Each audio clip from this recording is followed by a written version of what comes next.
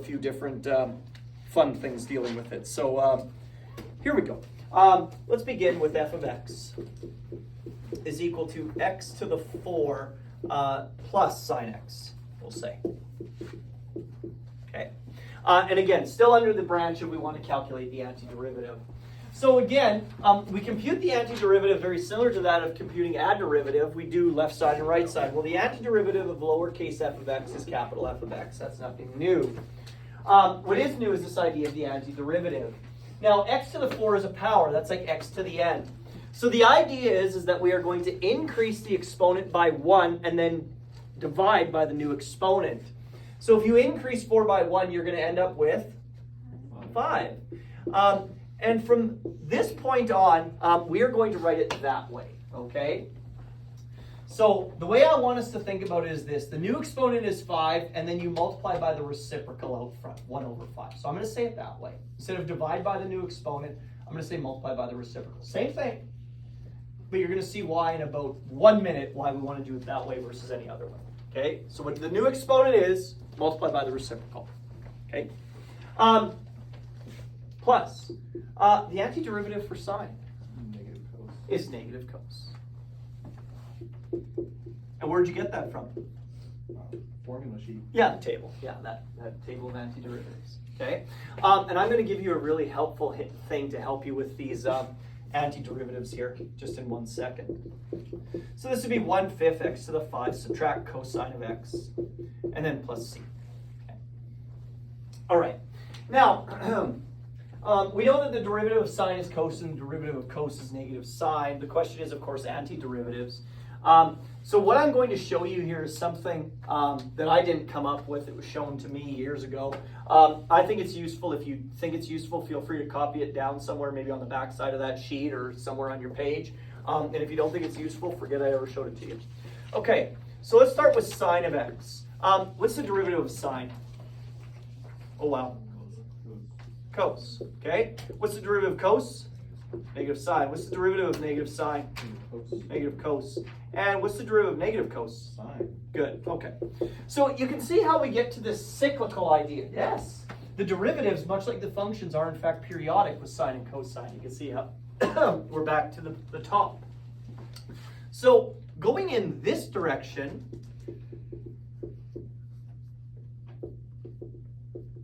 we differentiate. Well, if the antiderivative is the opposite of the derivative, then going in that direction is the antiderivative. So we can see here that if we are given sine, the antiderivative of sine would be going this way, would be cos.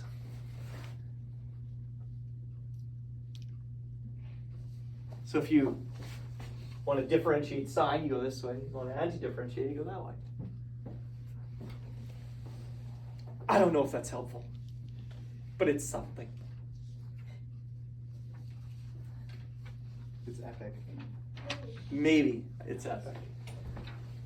Yeah. Number 6. Okay. So like I said, we're just crossing off things on that table as we keep on keeping on here. Let's go with g of x equals e to the x plus 2 to the x. All right. So let's find those on our fun-filled table. Now again, we have to remember the antiderivative of some function that when we differentiate would give us that. So the antiderivative of g of x is capital G of x, that is by definition. Well, e to the x. Well, what function, when you differentiate it, will give you e to the x? E to the x. So the antiderivative of e to the x is? E to the x. Very good. Okay. 2 to the x. Well, 2 to the x is an exponential. And the derivative of 2 to the x was 2 to the x times the natural log of 2. But because we're anti-differentiating, it is going to be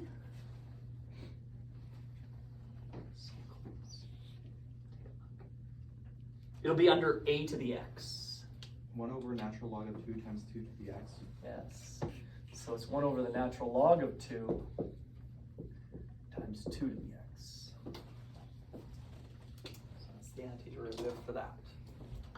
Now again, if ever you are in question of whether or not that is correct, you could always differentiate it, like I said. So the derivative of capital G is lowercase g. The derivative of e to the x is e to the x. Now, 1 over the natural log of 2 is a number, so this is just a constant multiple, times the derivative of 2 to the x. Well, the derivative of 2 to the x is 2 to the x, times the natural log of 2.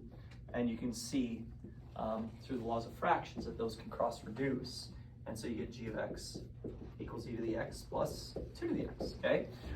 So using our derivative rules, we can always verify whether or not we are dealing with the appropriate antiderivative.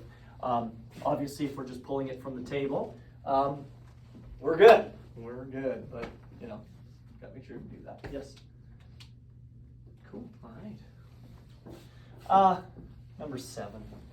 Again, when you got a good thing going, don't stop, as they say. Let's go with h of x equals, let's go with cosine of 2 pi x. And we're going to subtract away e to the 2x. That looks like fun. Okay. So what you are going to find on your page is you're going to find 2 things. You're going to find the cosine of ax, and then you're going to find e to the ax, where again, a represents a constant. Okay?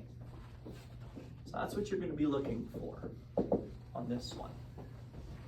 So if we have cosine of 2 pi x, well, the 2 pi is your number. That's like your a value.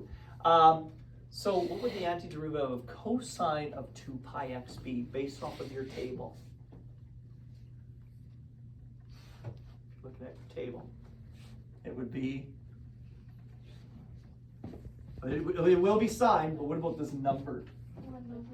It'd be 1 over 2 pi sine of 2 pi x. Very good.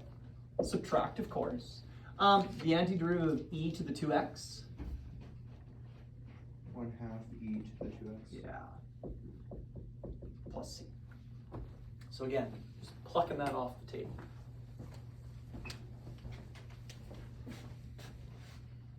Okay. Good.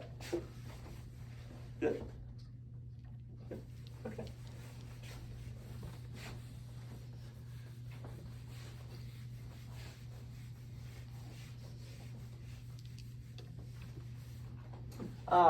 Number 8.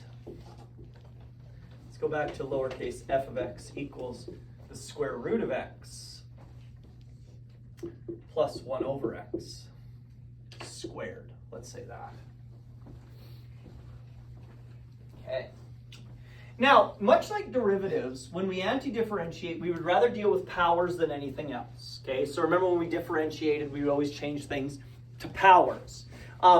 We're going to use a step here with anti-differentiation and do the same thing. When we can write things as powers, we wish to. So we have the square root of x, of course, is x to the half, plus 1 over x squared is 1 over x to the negative 2. Okay, and the reason why you want powers is because we have a rule for powers, x to the n. Okay. Now, the rule for differentiation was you brought the exponent out in front as a constant, decreased by 1. The antiderivative is the following, that we are going to increase the exponents by 1. So we're going to be adding 1 here, and we're going to be adding 1 there. Okay? We're going to increase by 1. Now, 1/2 plus 1 is going to equal 3 over 2. 3 over 2. Okay? So you remember what I said, is that our new exponent is 3 over 2. We are going to multiply it by the reciprocal of that exponent, which is 2/3.